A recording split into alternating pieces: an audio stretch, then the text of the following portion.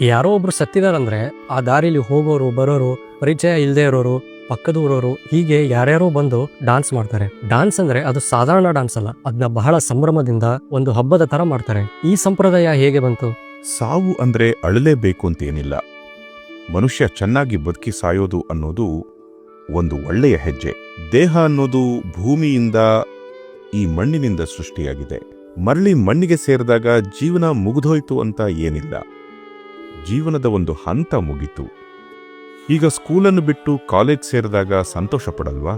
ಇದು ಹಾಗೇನೆ, ಒಂದು ಹಂತದಿಂದ ಇನ್ನೊಂದು ಹಂತಕ್ಕೆ ಹೋಗೋದು. ಅದನ್ನು ಅರಿತಿದ್ದರಿಂದ, ತಿಳಿದುಕೊಂಡಿದ್ದರಿಂದ ಅದನ್ನ ಕೂಡ ಸಂಭ್ರಮವಾಗಿ ನೋಡಿದ್ರು.